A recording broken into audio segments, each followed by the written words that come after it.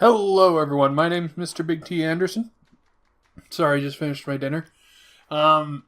This is A Dozen or So Days by Fordanoia. Trying to pronounce that correctly the first time. And this is from the Gravity Falls fandom. If you're new here, let me explain. Down in the information below, you can find links to both the author's page as well as the story page. If you enjoyed the story, please give the author a good review. Check some of their other work out. Give some love to the story as well. You know how to do that. I mean, this is the internet. We're pretty far along the internet timeline, so yeah. Unless you're like completely new to the whole usage of the internet. Which, even then, it's pretty easy to pick up. Now, if you like how I do my stuff, comment here. Sounds pretty simple, right? Let's begin. After the science fair, there wasn't that much of high school left. He spent more of his time trying to find any universities or scholarships with a deadline that hadn't passed, rather than anything else. Eventually, he gave up on that search entirely. After all, backups was probably better than what his classmates' conversations made it out to be. Graduation came with a swell of pride and a bitterness that Ford tried to ignore, just for this day at least. A couple of days later, though, Ford quickly realized he had nothing to do. He had already cleaned through his school supplies and done everything short of actually packing for college in the fall. If he had the option, he'd move to campus then and there. It was actually rather frustrating when he had spent nearly 2 days with a pervading uncertainty of what to do. He'd always had something between school and spending time with Stanley, right? Well, if anything, the extra free time was a blessing. He could do whatever he wanted. Ford filled every second he had reading or doing nearly anything he could find. When he wanted to spend the entire day at the library, there was nobody to pull him away from that, so he did. He actually spent nearly 2 weeks straight at the small library in town. He'd go in when it opened and stay until the very last minute, leaving the books behind on the table to pick back from the shelves the next day. Around the 12th day, though, he noticed the library staff was eventually growing frustrated with him. Couldn't imagine why, though. Regardless, he decided to start checking out books to take home. Unfortunately, spending too long reading back in the bedroom made the space feel suffocating, so he had to find more to do than just read. A hard task considering he couldn't go to the beach. He already had bad enough occasional having to walk on a sandy sidewalk now and then. There was no way he was going to put a foot on the beach itself. He also avoided the pier walk, obviously. Horror monster movies were out of the question now as well. They were all just reminders of Stan, so it was better avoided. He probably never enjoyed it in the first place, really. Sand was coarse and would get stuck in his shoes. It was worth it to sink his feet into wet sand, though, in the middle of a hot day. The pier was just a wooden structure, nothing noteworthy. The sight from the end of the boardwalk could always calm him down. Then those movies were, more often than not, completely ridiculous. He'd point out the inaccuracies, or Stan would make snide comments, and they'd both end up laughing at it. He was glad he didn't have to deal with any of that anymore. One day, Ma had him babysit Shermie when she had went out. She seemed oddly excited, kept smiling at him. What was really odd is how she lingered around before leaving, talking to him. Not that he minded, but the last time she'd really talked to him was at graduation. Since Shermie had been born, she had always been busy with him, on the phone or otherwise doing something else. When Ma came back, he went upstairs, only to get called downstairs to the kitchen a few minutes later. Seeing the cake on the counter, he finally realized, well, Ma had been talking to him today. "Happy birthday, sweetie," pulling him close to kiss him on the cheek. "My little boy's a man now. Aren't you excited?" It took him a few seconds to realize she was expecting a response. "Of course, Ma." She gave him a hug and patted his arm, going over to the cake. She started talking, but Ford's mind quickly drifted off. Stan would have realized it was their birthday. He usually would bring it up a few times a week before. He had to be perfectly well aware what day it was. Wherever he was, that is. "Stanford?" Ford looked back at, "Huh? Yes, Ma." "You thinking about aliens and all that science doohickey stuff again?" "Yeah, sorry, Ma." She reached over lightly, pinching his cheek. "Don't worry about it, Stanford. I raised you. I know how you get distracted." She went to light a candle on the cake. Surprisingly, it was a new candle. Not any of the reused ones they kept in the drawer, a colorful 18 with a single wick. In fact, now that Ford was actually looking at the cake, he realized it was overall a bit fancier than the usual birthday cakes were.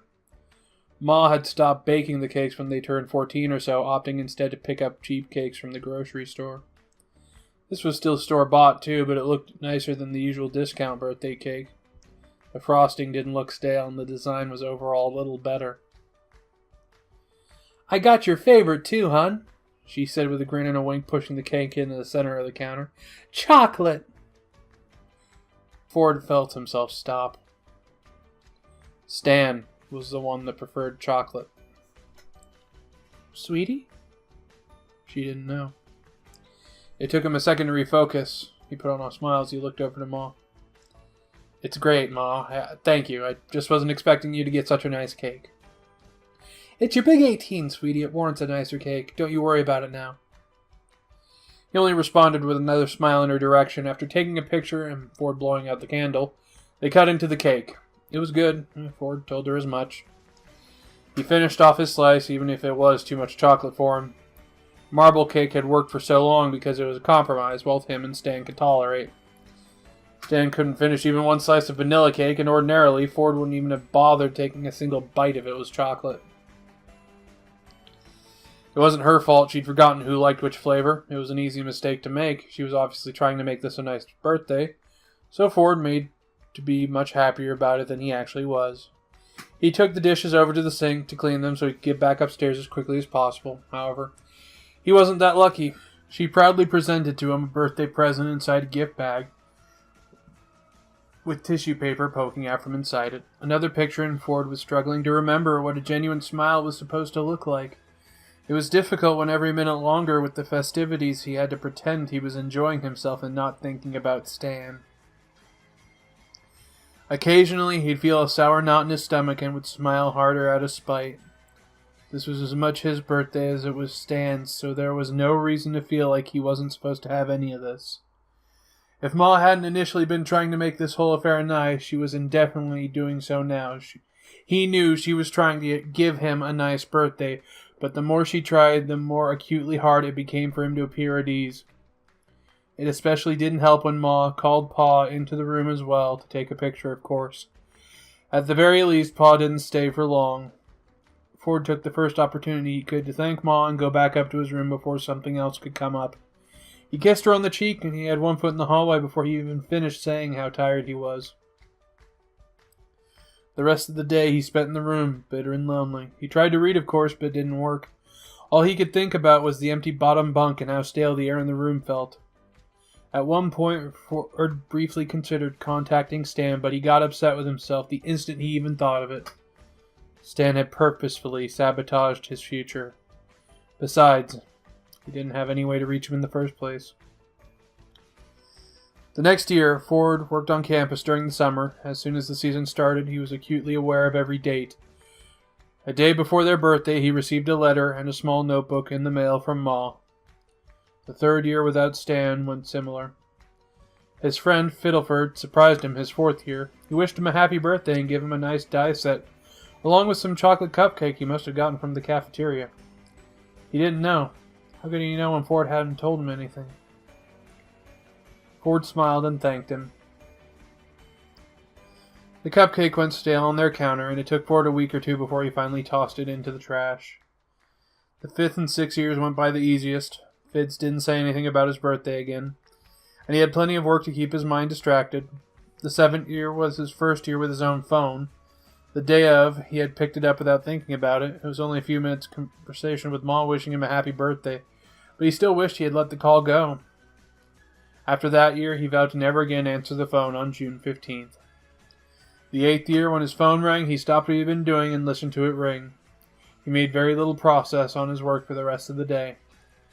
Ford started to ensure he wasn't home during the day if he could help it. He wouldn't hear the phone ring at all if he was outside the house at all.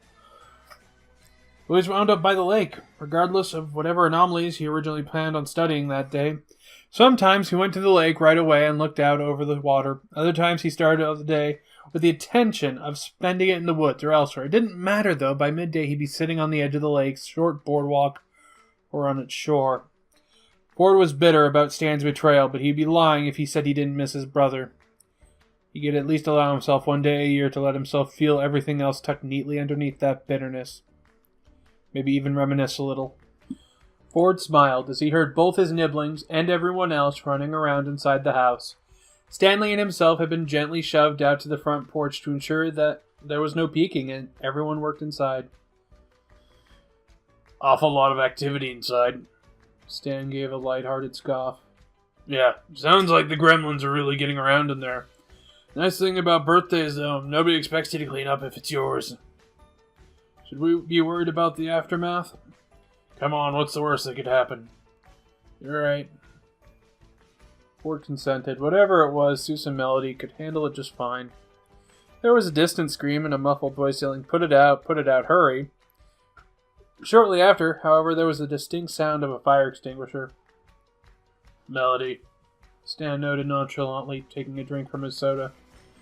Ford nodded his head. They fell into a pleasant silence, relaxing and listening to the sounds coming from inside the shack. After a little while, though, Stan started talking slowly. Hey, you know what?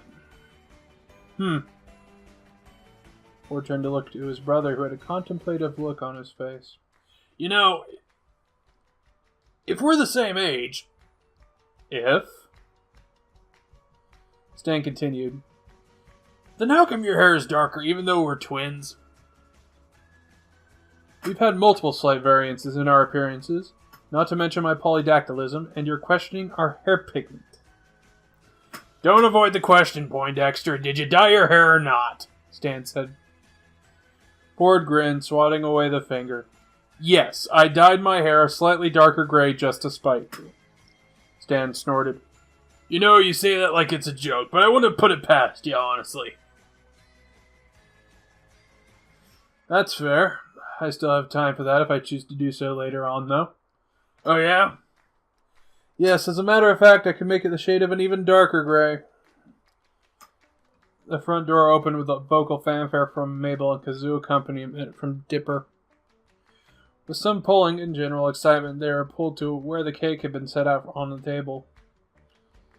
Presenting your birthday cake, Mabel declared happily, showcasing the cake with her arms framing it. A collaborative effort from all of us. Ford smiled at the beautiful, if nearly monstrous, creation from his family. It was a tiered cake with extensive decoration. Varying colors, a few figurines, glitter, and an extensive multitude of candles. There's a candle on there for every year or so. We had disagreements, though, so we just decided to take the average of all our guesses. It looks like there's over 80 candles on there, kiddos. My guess was 90-something. Seuss added, raising his hand. It took him a minute or two to light all the candles, but they managed to do so without setting off any of the fire alarms, and once it was lit, they turned off the lights and everyone started to sing. In his younger years, Ford had indefinitely found the birthday song embarrassing, but hearing it come from everyone now, it was so endearing that he didn't find himself minding at all. Maybe it was old age making him sentimental.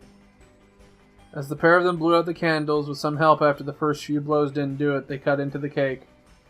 Ford couldn't help laughing a bit when he took his first bite. Banana. Both Stan and himself went back for multiple slices, though, despite the non-traditional flavor. Considering that fact, he considered it fair to say that their family had given them a far superior replacement to marble cake. And that was a dozen or so days by Fordanoia. I have had so many problems saying this has just been one of those. I've been tripping over my tongue the entire time. In any case, if you enjoyed the story, please let me know below. No, I said that wrong.